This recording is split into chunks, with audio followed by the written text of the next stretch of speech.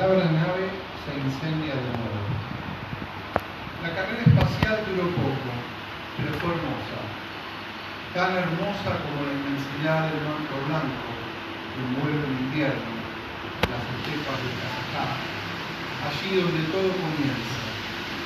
Las armas viajeras futuristas, cual locomotoras elevando enfurecidas, los cohetes libró con el viento, alejándose de la estación, mientras el estallido combustión de otro mundo. Y si se encienden las estrellas, es porque alguien las necesita y hay que salir a buscarlas. Pues para todo ruso, la palabra nave espacial es palabra que se incendia en el cosmos. Nave espacial. A ese lugar hay que ir.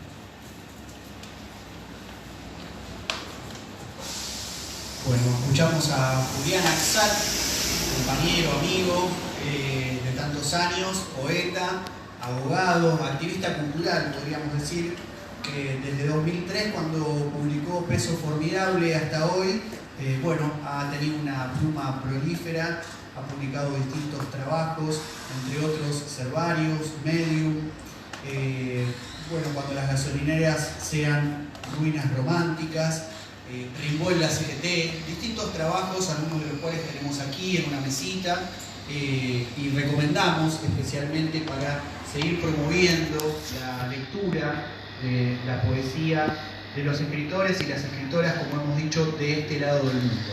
Mi nombre es Mariano Pacheco, ahí en Facebook me siguen como Pacheco Escritor Cabeza y en Instagram pachecomariano.ok. Como parte de este ciclo que hemos denominado Libros y Alpargatas, conversaciones sobre literatura, y vamos a estar a partir de hoy durante 3 semanas habitando este espacio, este lindo lugar de la ciudad de Quilmes, despertándonos bar cultural, Desper, como le dicen las y los quilmenios, a quienes queremos agradecer especialmente por haber brindado este espacio en medio de esta situación tan compleja, medio de transición, que no sabemos si se terminan de realizar las aperturas de los lugares o si, producto del COVID-19, la situación de pandemia va a hacer que se restrinjan ciertas relaciones sociales nuevamente, como el año pasado, tratando de cuidarnos entre todos y todas. Hemos decidido hacer esta actividad en este lugar para pocas personas y transmitirlo por redes sociales, así que también el próximo viernes podrán seguir este ciclo de charlas. Vamos a estar conversando con Emiliano Caricachotoli, que va a estar presentando su última novela y conversando también sobre la literatura y la política en postdictadura. Y cerraremos dentro de 2 semanas con Lucila Morlachi, que va a estar presentando también Mis Bellas Artes, que ya ha hecho lecturas aquí de sus relatos, y conversando un poco también sobre las relaciones sexoafectivas y las juventudes en la actualidad. Darle la bienvenida a Julián, un poco también de reciprocidad, ya que él ha presentado en alguna otra oportunidad alguno de mis libros en la ciudad de La Plata, y cuando lo presentaba decía, abogado, poeta, activista cultural, ¿no? Entonces lo primero que quería conversar con él y dar la bienvenida antes de leer otros poemas era un poco cómo se conjugaban esas facetas en su vida, y a partir de eso quizás poder también empezar a charlar un poco sobre poesía y sobre literatura, que es una de sus pasiones y una de sus actividades en la vida. Así que para empezar, en realidad preguntaría si te gusta o no que te presenten así, que a veces vienen las formalidades como de inicio y uno dice, ¿por qué me presentan de esa manera? ¿Cómo le gusta a Julián Axat que lo presenten? ¿Qué pasa con el oficio de abogado, el oficio de poeta, el activismo cultural? ¿Cómo se mueve eso en tu vida? Muchas gracias, Mariano, por la invitación. Es un gusto estar acá en Quilmes, la verdad, en este bar cultural muy hermoso. La verdad que recién me acordaba de las veces que había venido a Quilmes a leer poesía al Club Atlético de Poetas con Alberto Spumber hace unos años. La verdad que, una emoción. No sé, yo la verdad que en términos de definición de una identidad, si poeta, abogado o activista. La palabra activista siempre me gustó, me parece una palabra que está fuera por lo menos de lo académico y me parece que está bien. Pero bueno, hay que poner un rótulo más formal. Y no, la verdad que uno es varias cosas, ¿no? Yo escribí un libro que se llama Ser Varios y en ese sentido las identidades o las formas que uno, o las trayectorias que uno va construyendo, en mi caso tienen que ver con la construcción de la palabra, con las formas de decir. Digo, debajo de esas trayectorias, digo, lo que es la profesión de abogado, de funcionario judicial, uno va poniendo también lo que uno va rascando en la poesía, ¿no?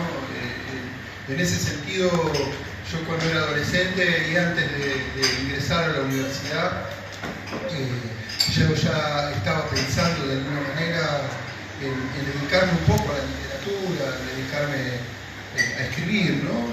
y a leer. Y en ese sentido creo que ya ahí me estaba definiendo un poco lo que quería hacer, que era escritor, qué sé yo. Me parece que la palabra que más me se adecua es escritor, ¿no? Más allá de que uno elige el registro de la poesía como un registro central, porque de alguna manera es donde yo exploro más a fondo los mecanismos de la palabra, las maneras de decir. Después está el ensayo, después puedo pensar en una crónica, algo de narrativa, alguna vez una novela, así que surge, qué sé yo, pero lo que realmente me atrapa o me ha atrapado hasta ahora es el registro de la poesía. Y bueno, si digo escritor, de alguna manera tiene que ver, ni siquiera poeta, porque decirme poeta sería una grandilocuencia y no corresponde. Me parece que uno escribe y ahí está la cuestión.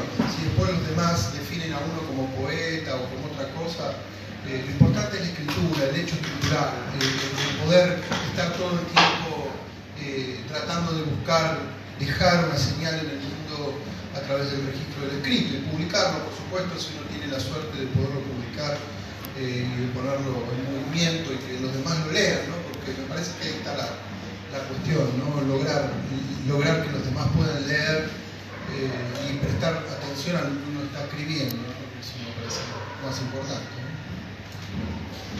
Quizás la escritura también tiene que ver con algunas obsesiones y entre ellas para algunos está la obsesión de releer siempre a Ricardo Piglia. En estos días me tocó mudar algunas cajas de mi biblioteca de una provincia a otra y me topé con los diarios de Emilio Renzi y empecé a mirar el primer tomo y a recorrer los subrayados que lo va haciendo y bueno, ahí me seleccioné dos frases para compartir hoy y justo me diste el pie con lo que decías de, bueno, sobre todo si me tengo que definir soy escritor, y Piglia dice a modo de pregunta, ¿no? ¿Cómo se convierte alguien en escritor o es convertido en escritor? Y dice, no es una vocación a quien se le ocurre, no es una decisión tampoco, se parece más bien a una manía, un hábito, una adicción. Si uno deja de hacerlo se siente peor, pero tener que hacerlo es ridículo y al final uno lo convierte a la escritura, ¿no? En una forma de vida, un modo de vivir. ¿Cómo fue en tu caso la llegada a la escritura, ¿no? Algo quizás ya adelantaste. Me gustaría quizás que podamos compartir con la gente que está viendo esta transmisión en vivo, por Facebook, por Instagram, cómo fue Julián Axat que se llegó al momento de pasar de la lectura a la escritura, o qué relación hubo entre escritura y lectura, y qué puedes compartirnos al respecto. Me gusta esta cita de Piglia, me hace acordar algo que leí alguna vez de Barthes, de Roland Barthes, sobre el escritor decimonónico, ¿no? Me voy a poner a escribir, entonces agarra la pluma con la tinta, pone el papel y arranca a escribir. Eso no es un escritor. Un escritor es alguien que está, digo, esa idea de que Flaubert se va a poner a escribir, no. El escritor es ese que tiene todos los papeles, tiene la tinta, escribe por todos lados, va escribiendo. La manía de escribir en cualquier lado, con las obsesiones, digamos, no es un acto a priori de sentarse a decir voy a escribir, sino que es una pulsión que te está atrapando todo el tiempo y Y la escritura en esa función significa ponerla en el lugar que tengas a mano para hacerla. El escritor es esa manera de dejar señales todo el tiempo en cualquier lado. Digo, desde un diario hasta en servilletas, hasta en la cabeza, porque uno también va escribiendo mentalmente todo el tiempo. Es decir, no hay una decisión de ponerse y en ese sentido yo elijo esa idea bartesiana, hegeliana, de algún modo de escritura que tiene que ver con escribir todo el tiempo, incluso automáticamente, con el método surrealista. Es decir, escribir es también colocar la Remington y el paraguas sobre la mesa de disección, ¿no? Mezclar cosas que no tendrían por qué, desde el punto de vista realista, estar mezcladas, ¿no? En ese sentido, escribir a mí me atrapó en la adolescencia, cuando yo tenía 16 años, en el Colegio Nacional de La Plata, en la materia de lengua y literatura, algunos docentes me obligaron a leer El extranjero de Camus, La náusea de Sartre, y en esa obligatoria lectura, que incluso no era un acto de deseo, sino que era la obligatoria lectura de Camus y Sartre, yo me di cuenta de que eso no tenía que ser obligado, que yo tenía que desear eso que leía, porque era un poco lo que me estaba pasando, lo que planteaban esos personajes, lo que planteaba el protagonista Rousseau en El extranjero, ¿no? Y que era un poco lo que yo sentía con la historia, con la historia de mi viejo, la desaparición de mi viejo, etcétera, etcétera. Y yo empecé a pensar en escribir todo eso. Por eso mi primer libro, Beso Formidable, es una especie de diario de escritura de un hijo desaparecido que empieza a contar lo que le va pasando en la década del 90, ¿no? Y la escritura apareció así, a partir de esas lecturas provocadas por docentes que yo admiro y que todavía sigo admirando, y que me marcaron a fuego y que hoy en día, digamos, siento como que me impulsaron a escribir. Y ahí a partir de empezaron los primeros versos, empecé a pensar ese libro que después escribí 10 años después, que en realidad eran todos esos pedacitos de texto que yo había guardado y conservado en una caja, y un día lo pasé en lo que puede ser un libro, digamos, que terminó siendo el libro Beso Formidable que vos mencionaste, y que la editorial Paradiso de Buenos Aires publicó como un diario de un hijo de desaparecidos que escribe su historia, una cosa así, que en realidad era otra cosa también, pero bueno, era eso. Tenemos aquí entre manos y a la venta, y recomendamos también, de Ediciones Tendanza, el trabajo Perros del Cosmos de Julián Axat, en cuyo epílogo se aclara: este libro nació de la idea de fabricar poemas con noticias de la épica espacial, pero también nació de un poema del nicaragüense Leonel Rugama, La Tierra es un satélite de la Luna, escrito a los 20 años y poco antes de que la dictadura somocista lo asesinara. A modo de homenaje, a lo largo del libro, dicho poema se encuentra no solo transcripto, sino reescrito y parodiado. Para transformar en verso las historias de cosmonautas, me nutrí de Google, de Wikipedia, pero también del material de la época, de crónicas periodísticas, revistas live, propaganda rusa. Cito algunos libros que obtuve gracias a internet y esporádicas visitas a bibliotecas. Seleccioné este tramo un poco para darte paso también para que puedas compartir algún otro poema en esta jornada del día de hoy. Y luego, bueno, seguir conversando un poco sobre estas cuestiones que aparecen, me parecen pocas líneas y que abren también a la reflexión un poco sobre la escritura y sobre lo que implica la literatura en nuestras vidas, pero ya que se trata de un libro de poemas, que puedas compartir otro con nosotros y con nosotras. Los cosmonautas como anillos de Saturno.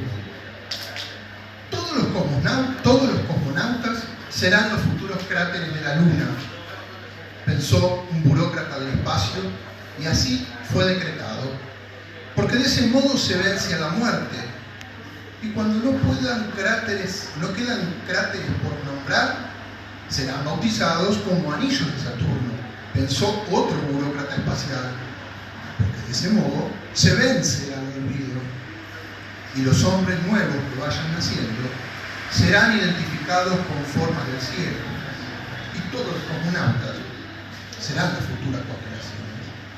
Porque la revolución es también un lugar en el firmamento decretado por el partido, para que vivan los comunautas y los hijos de sus hijos, y así los recuerda el pueblo, como los griegos recordaban a sus dioses, levantando la cabeza en la nube de polvo de la noche. Un cometa, un anillo, un asteroide, un cráter, un sol, y así, sin que exista el ostracismo.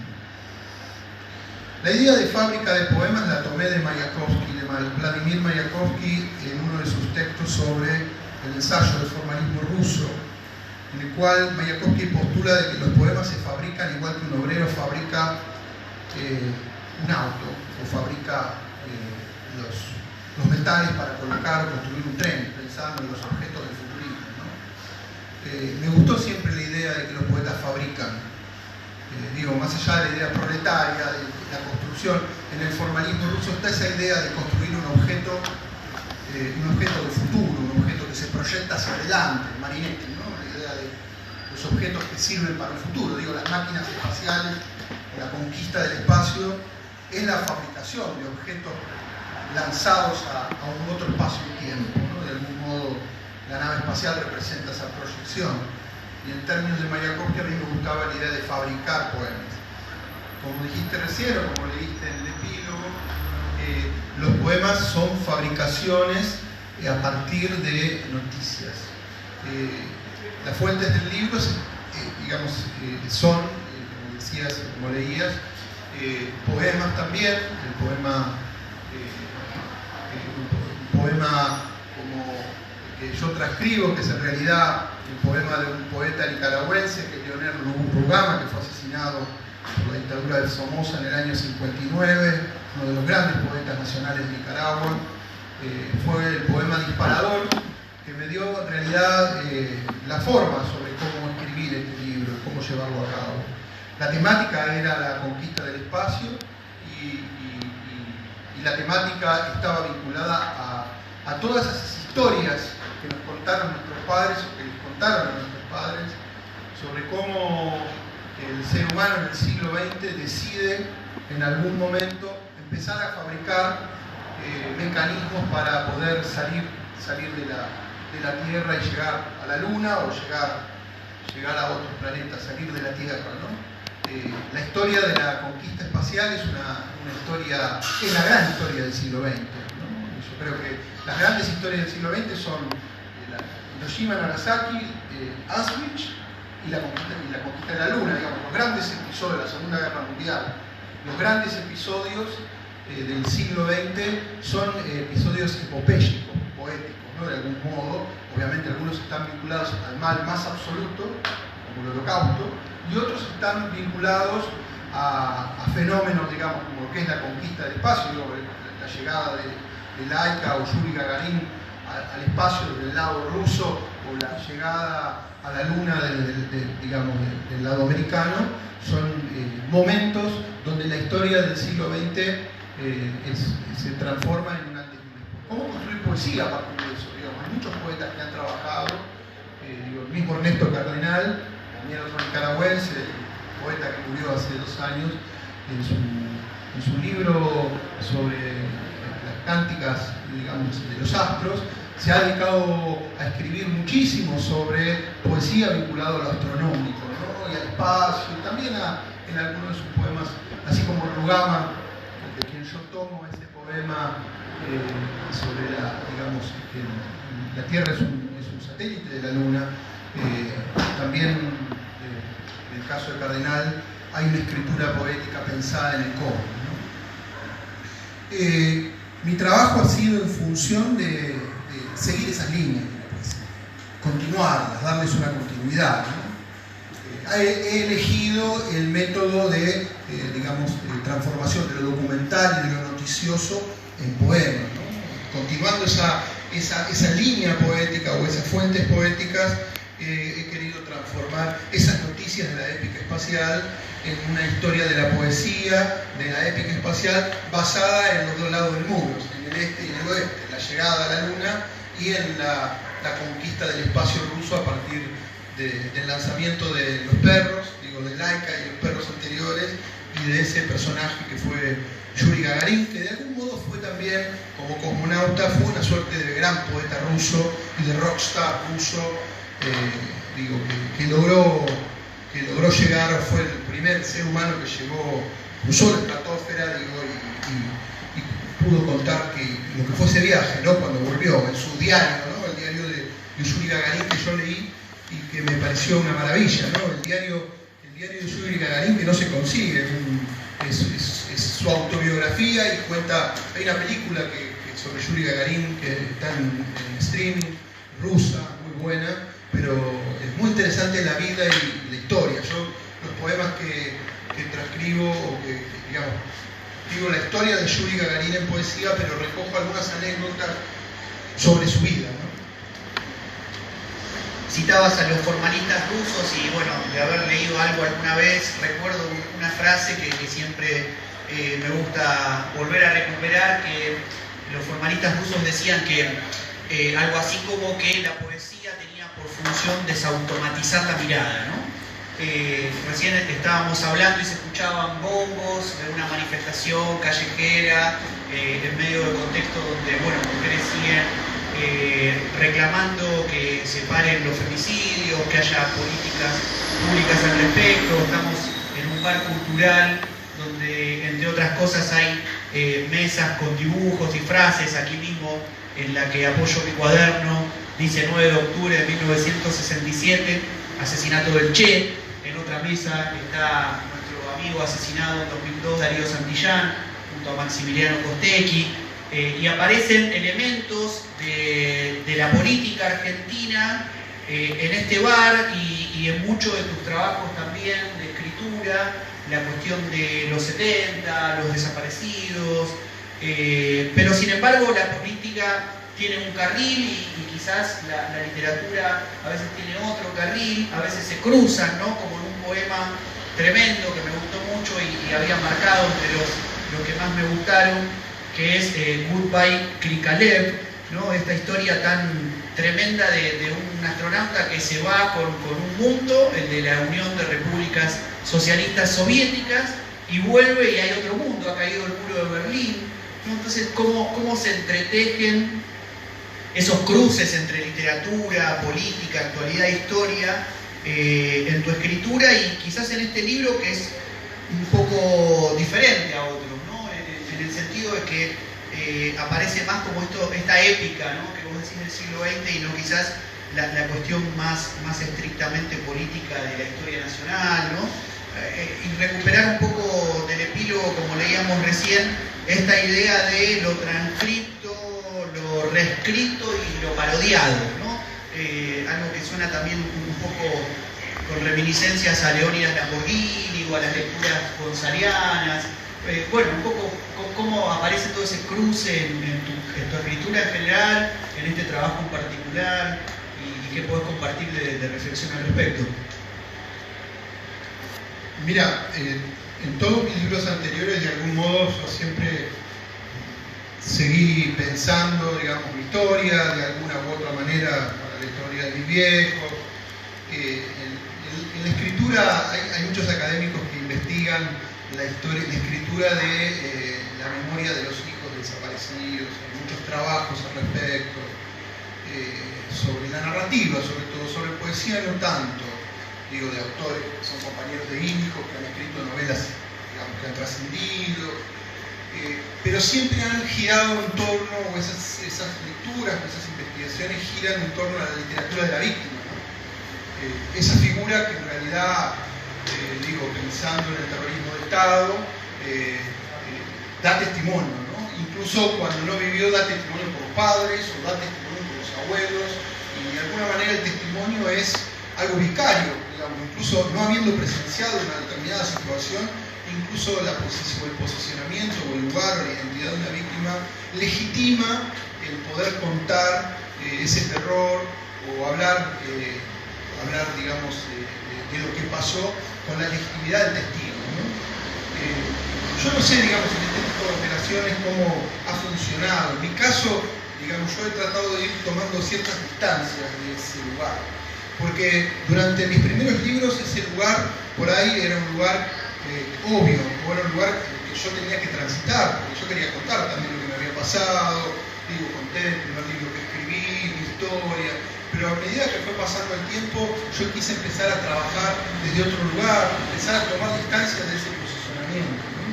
El que uno se acomoda también en ese posicionamiento porque, digo, uno cuando ya es víctima y ya está construido en ese lugar, todo lo que uno testimonia o construye, incluso puede producir arte, digamos, ya está, uno se acomodó ahí y, digamos, produce. Digamos, yo quiero incomodarme a mí mismo y de alguna manera, Perros del Cosmos, o mi libro anterior, cuando las gasolineras sean flores románticas, es una ruptura un poco con el lugar, con ese lugar, y de algún modo yo lo que quiero es salirme para poder hablar un poco de la historia también de mis viejos, la historia de otra generación, desde otro lugar, no posicionándome en un lugar de hijo, de desaparecido. Me parece que ese lugar está bueno, pero me parece que es un lugar que hay que superar también, ¿no? No digo yo siempre fui parte de hijo, ¿no? De alguna manera me siento parte de esa generación, decía, nací en el 76, pero me parece que también hay que trabajar o buscar otros lugares. Perros del Cosmos busca construir una voz desde otro lugar, saliendo de ese lugar, y hablando o tratando de dialogar con la generación de mis viejos, que es la generación que trató de hacer el asalto al cielo, o de alguna manera, por la revolución, y de alguna manera el asalto al Palacio de Invierno es el asalto a las estrellas, ¿no? El asalto, la épica de la búsqueda de las estrellas, es la búsqueda revolucionaria. Yo siempre pienso en ese texto de Blanqui, que escribió en el siglo XVIII, se llama La revolución por los astros. La traducción exacta no la tengo, pero en la cual él está preso después de haber participado de la Comuna de París, y él escribe sobre la Revolución Francesa diciendo que en realidad para pensar la revolución hay que estudiar astronomía, dice, porque leyendo los astros, leyendo las constelaciones, pensando la poética del cielo, uno también tiene que pensar la proyección de cómo transformar el futuro, ¿no? Él está escribiendo en realidad, hace una descripción del universo, etc. Yo, cuando escribí Perros del Cosmos, pensé un poco en la figura de Blanqui y pensé un poco en la discusión generacional sobre la revolución, sobre los restos de la chatarra espacial, ¿no? El libro gira en torno de la chatarra espacial que dejaron los viejos, ¿no? Desde el Apolo 11, el poema de Rugama, la perra laica, el propio muro de Berlín, digamos, toda la chatarra espacial post-muro, es una chatarra que uno tiene una posibilidad, o lo parodia y se ríe de esa chatarra. Hay mucha literatura en la cual el posmodernismo literario se ríe de los restos que dejó la revolución o lo que dejaron nuestros viejos, o se ríe o lo ironiza, o lo respeta o le toma distancia. Pero en mi caso, yo lo que quise hacer con esos restos, que son los restos de mis viejos de alguna manera, es interpelarlos desde un lugar, a través del libro, en el cual yo pudiera dialogar con esos modos o con esas formas. Si bien es chatarra espacial, pues obviamente, la palabra Sputnik ahora no es chatarra espacial, porque ahora la palabra Sputnik, digamos, el artefacto del cohete en el cual viajó Laika, ¿no? Cuando llegó, le mandaron a la perra, la mandaron al Sputnik. Es un artefacto chatarra con la perra adentro, ¿no? Pensándola hacia atrás. Hoy es una vacuna, ¿no? Hoy es una vacuna que salva a los pueblos. No es chatarra, ¿no? Las palabras también se revitalizan y se recuperan. En ese sentido, el libro es un diálogo con esos objetos. Es un diálogo con esos objetos del pasado y del presente, pero también del futuro. Perros del Cosmos es un diálogo con objetos proyectados al futuro. La palabra Sputnik lo es. Ayer la NASA logró con un artefacto llegar a Marte y por primera vez un artefacto que va a buscar si hubo o no vida, minerales, y hubo vida en esos minerales. Está todo el tiempo la cuestión de la proyección del artefacto humano lanzado al cielo como problema de alguna manera de lo humano y de lo poético, ¿no? Eso es lo que me interesaba a mí. Incluso algunos de los poemas habla de algunos de estos inversores actuales, en el caso de los Musk, ¿no? De los más como personajes, digamos, trafalario de cuestión de los restos también, porque esos personajes son también chatarra, ¿no? Chatarra espacial. Resto de restos, si no me equivoco, había titulado uno de sus trabajos Nicolás Privera, también compañero de ruta tuyo, y hablando también de las cuestiones intergeneracionales en el epílogo también del libro, Julián Axat dice que, bueno, parte también de este libro contiene esas pequeñas anécdotas que le contó antes de dormir a su hija Matilda de 9 años. Entonces, de algún modo, ya no es solo el diálogo intergeneracional, los padres desaparecidos, no solo un diálogo sobre el presente, sino también, como decís, sobre el futuro, las nuevas generaciones. No pude, confieso, en una mesa de amistades, no pude evitar emocionarme porque, bueno, mi hija Malena tiene también 9 años, y entonces empiezan las interpelaciones también del mundo que se viene, ¿no? En función de la pandemia también apareció con mucha fuerza esta discusión de los mundos que seamos también capaces de comenzar a imaginar. Como te decía antes de empezar esta actividad, Julián, en mi caso, desde muy pibe, soy lector de poesía, también me llegó la literatura a través del oficio docente y el tema del contagio a partir de la escuela y de cómo empezar a abordar otros textos. También la figura de Sartre, sin ir más lejos, aquí en la librería El Monje, donde está el gran librero Néstor Arias y que funcionó para muchos de nosotros en la zona como cueva donde hacer la educación sentimental en la literatura fueron fundamentales, pero nunca escribí poesía y nunca escribí sobre poesía. Entonces también a veces me agarra la dificultad a la hora de hablar sobre literatura, el registro poético. Bueno, cómo conversar, cómo abordarlo, ¿no? Más allá de que, bueno, uno puede analizar los procedimientos, ¿no? Las temáticas, pero también siempre me gusta que en vivo y en directo, digamos, esté presente la poesía misma.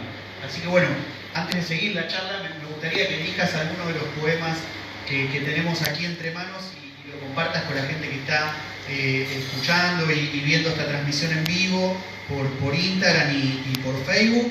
Aquí con la gran mano que está dando Laura Fantera, también compañera del Instituto Generosa Fratasi, que estuvo contribuyendo también con el trabajo de difusión. Así que bueno, que elijas el que quieras para compartir. Gracias. Este poema tiene una anécdota al final, te la voy a contar aparte, pero leo el primer poema. La revancha de la pulga, que está dedicada a Leo Messi, por supuesto. Era una dulce alquimia. Mientras la Armada proponía buenos pilotos, la NASA los transformaba en astronautas. Así nació Alan Shepard, un buen piloto de aviación militar, devenido primer astronauta en 1959 y primer yanqui en el espacio.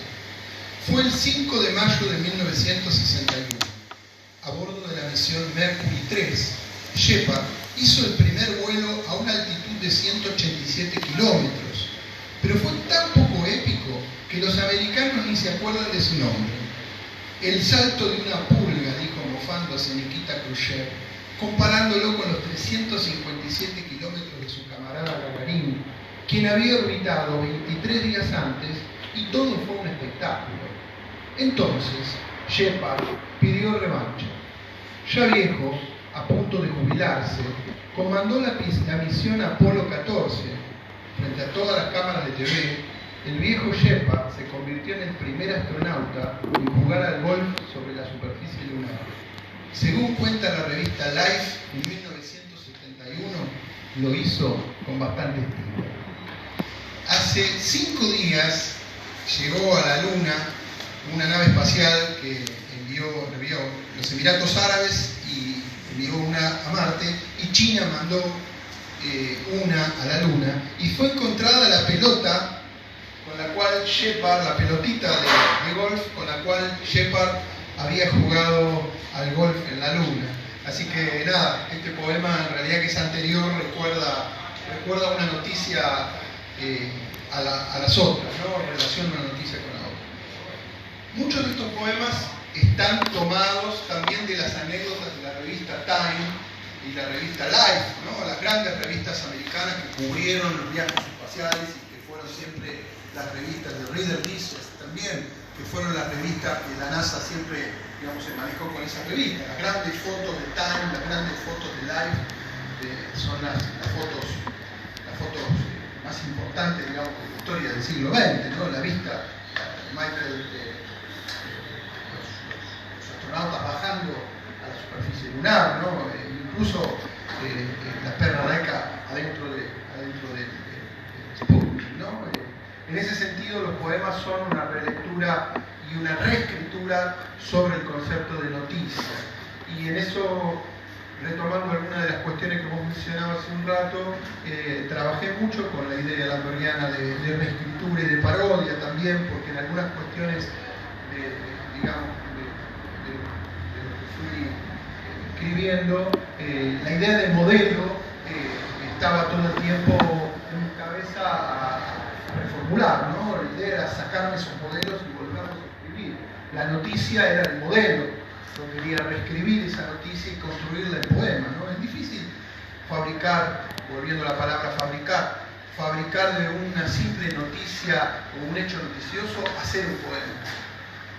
Mi hija me sirvió en el sentido de que si yo después le leía el poema y ella me pedía que se lo lea, ella quedaba atrapada con lo que estaba leyendo. Para mí el poema estaba bien, porque lo bueno de un libro es que si lo lee un pibe de 10 años, 9, 10, 11 años y se queda enganchado y lo sigue pasando las horas, es porque el libro funciona. Y a mí me pareció eso. Si yo escribía un libro y mi hija me lo dejaba y no lo entendía, el libro no funcionaba. Mi hija agarró el libro, o a medida que yo le iba contando las historias, se enganchaba con la historia, porque además el libro tiene fotos. Eso me permitió pensar que el libro tenía que funcionar con los chicos, ¿no? El libro también está dedicado a los pibes, ¿no? Incluso a los chicos de 10, 11 que pueden leer y ver las fotos de los perros, de los monos, de las naves y esas cuestiones.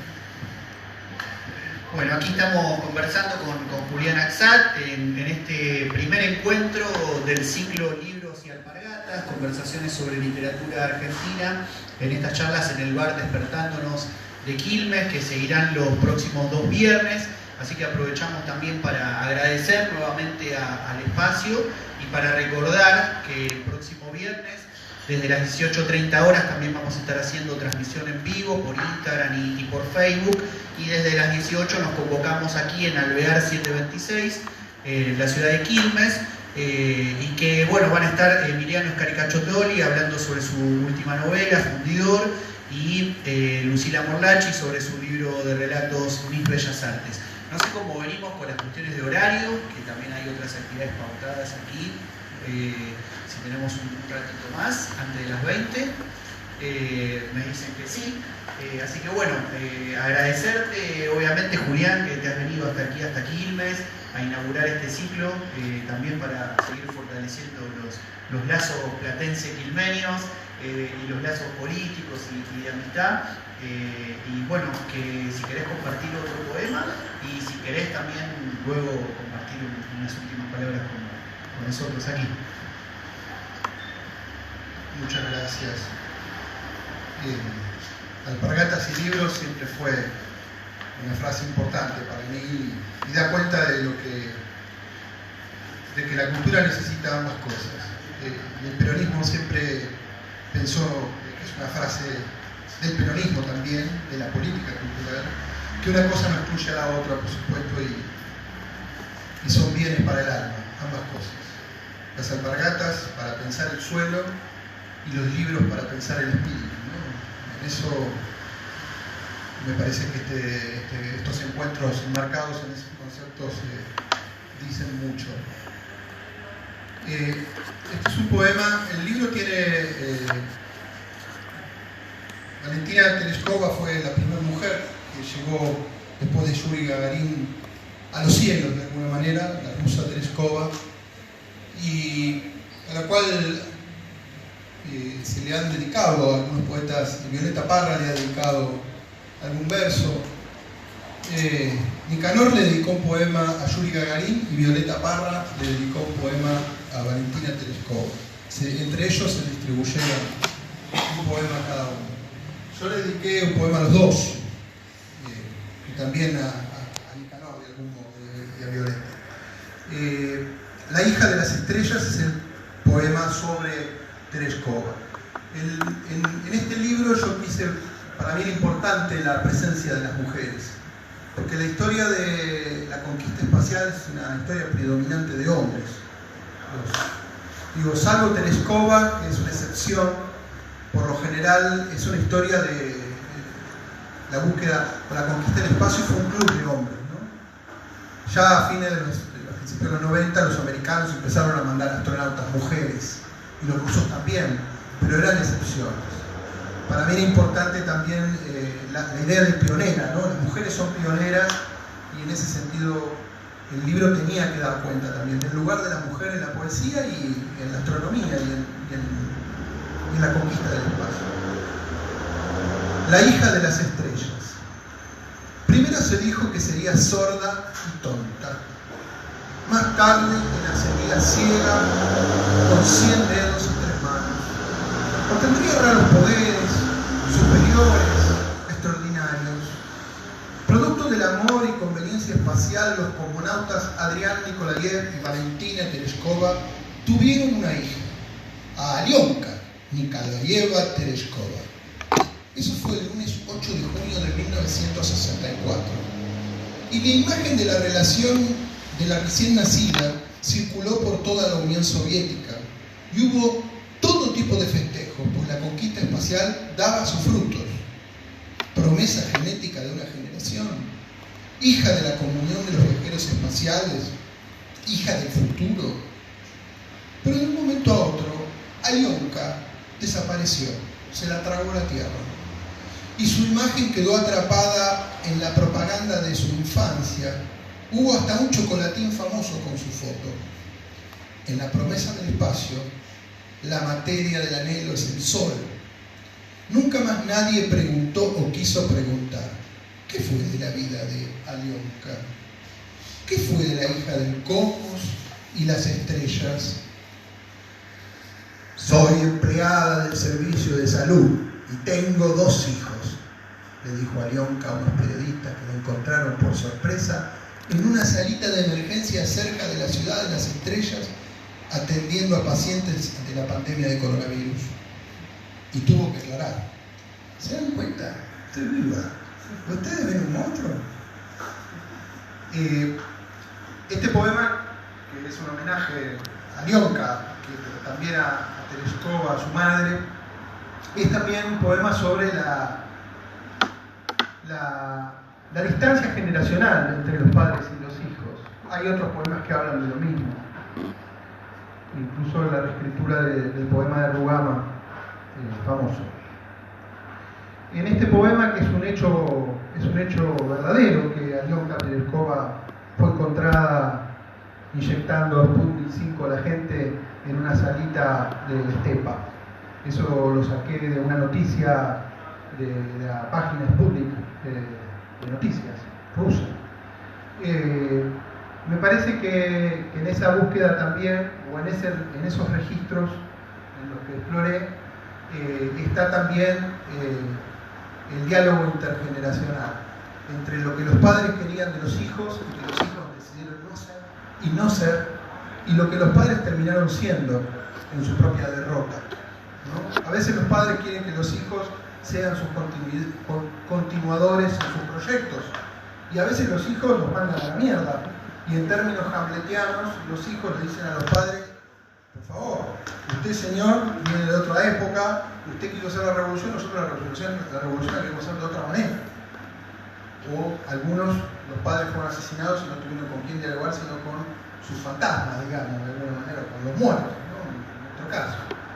Pero bueno, el libro también busca dialogar con una otra generación, no desde el lugar del hijo, como decía hoy, sino desde otro lugar, pero también viendo qué pasa entre una generación que proyecta sobre otra una cosa y la otra se corre haciendo otra, ¿no?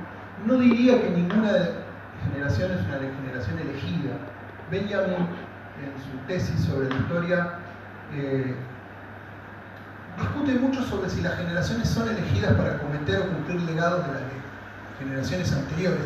En algún sentido, Benjamin dice que hay generaciones que tienen la potencia de transformar místicamente o de alguna manera mesiánicamente la realidad, a diferencia de otras generaciones que son generaciones muertas, que suceden y suceden y suceden y no hacen nada.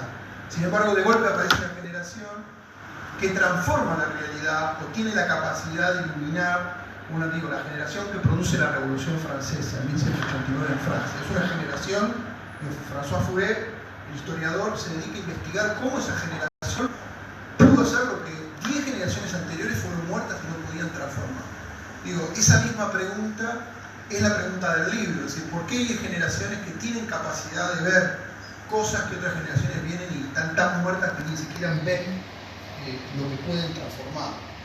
Es un poco también la pregunta de ¿no? La pregunta sobre el mesianismo de la generación, o la capacidad que tienen. Sí, se puede pensar en términos generacionales, ¿no? Digo, yo sigo pensando como Ortega y Gasset, que las generaciones son, o como Benjamin, esa bolsa de gente que nace en un mismo periodo y que puede en todo caso pensar o tener un ethos común.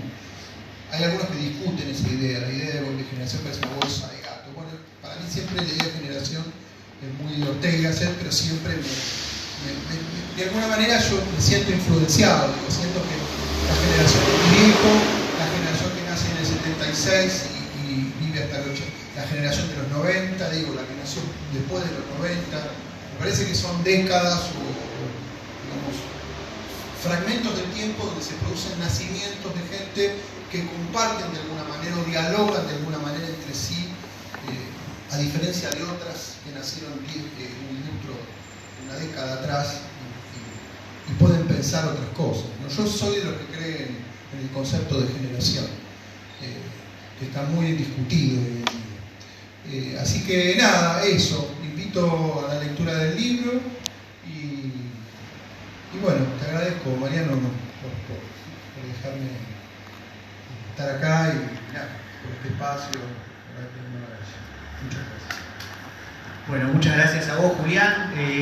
Una alegría tenerte aquí en Quilmes y transmitiendo en vivo esta actividad por Instagram, por Facebook, bueno, para poder llegar también a quienes están geográficamente más lejanos, pero interesados por la poesía, por la literatura argentina, en esto que, haciendo un eterno retorno de esta propia conversación, decíamos al principio citando a Piglia, la literatura permite pensar lo que pasó, lo que pasa, pero también lo que todavía no sucedió.